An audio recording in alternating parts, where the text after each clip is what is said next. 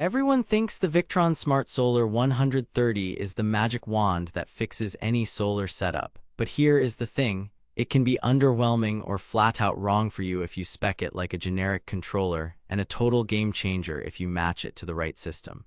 That surprised me because after 3 weeks of testing it in a van and at an off-grid cabin, I learned the 130 is less about hype and more about precision. Context lean. High expectations, premium price, 4.7-star reputation. Scroll stop interjection, it is not perfect.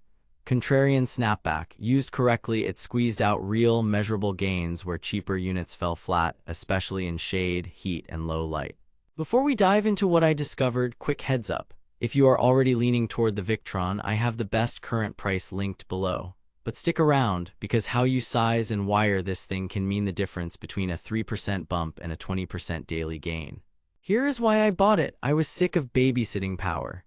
In my van build, a fridge, lights, and a laptop were draining my 12V200 Li-Fi Po4 faster than my old budget MPPT could keep up, especially under partial shade in parking lots. At the cabin, a 24V AGM bank with Starlink, router, and camera system needed steady charge through tall pine shadows. I had tried a mid-tier controller before. It looked good on paper, but in the real world it missed the sweet spot during cloud edges and dropped to near zero in early morning light. I was skeptical of Victron's premium tax.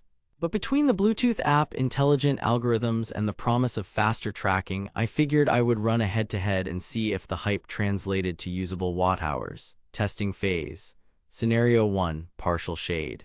In the van, I ran a 400W array into the 130 on a 12V lithium bank, logging data in the Victron Connect app for 10 days. I deliberately parked with one panel half-covered. The SmartSolar's ultra-fast MPPT kept hunting and locking the optimum point as shadows moved. Result, daily yield improved by 12 to 18% versus my baseline controller. Not a miracle, but real-world, on-the-battery watt-hours I could feel. But then I pushed it at the cabin. Scenario 2, rapid conditions. On the 24V AGM system with 400W of panels, I watched how the 130 reacted to passing clouds. During cloud edge events, it ramped quickly and held the knee of the curve instead of bouncing. The app graphs showed near-instant pivots with tracking stabilizing in under a second. Compared to the mid-tier controller I swapped in for 2 days, the Victron harvested about 7% more energy across partly cloudy afternoons. Small number. Over a week, that covered my router and camera load without dipping into reserve. Scenario 3, heat. Controllers lose their nerve when it is hot. I boxed the 130 in a warm compartment on a 38°C day to see if it would fold. It kept delivering near-rated output and only started to clip as the internal temperature crept past what felt like low 60s C on the case. Above roughly 40 C ambient, it began to derate slightly, down a few amps at peak. No fan noise, no drama, but then I learned where you can trip it up. Scenario 4, system limits and wiring. The 100V PV input ceiling matters. If you run 360 cell panels in series in cold climates, you can exceed 100V at dawn. Not good. 2 in series or parallel strings are safer. Also, the screw terminals are secure but tight if you are trying to jam oversized cable. Plan your lugs and gauge, and while there is a load output for small DC devices, it is not meant to run a big inverter. Treat it as a smart low-voltage disconnect for light loads, connectivity, and control. Bluetooth is built in on the SmartSolar line, so no dongle.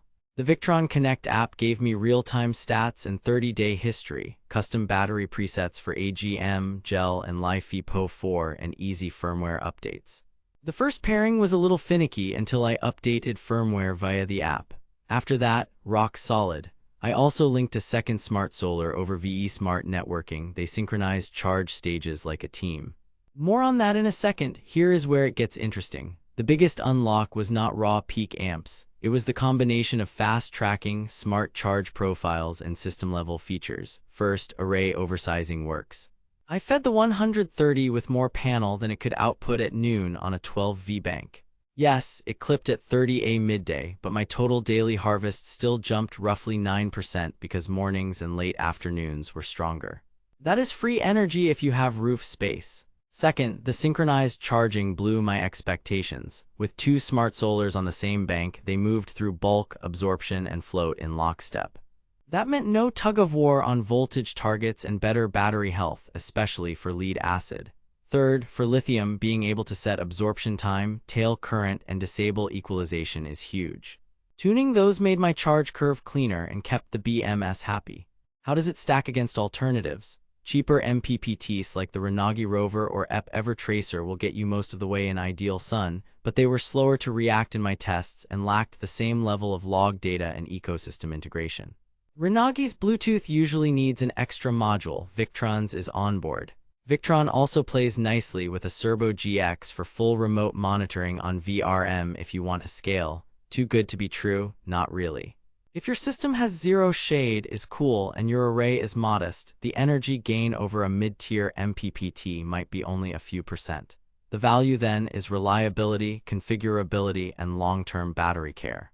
Now that you know the real gains come from smart sizing, fast tracking, and synchronized charging, grab it before stock fluctuates or discounts disappear. Link is in the description for the best current price, and I will pin any deal updates so you do not overpay. Bottom line, the Victron SmartSolar 130 MPPT is a precision tool.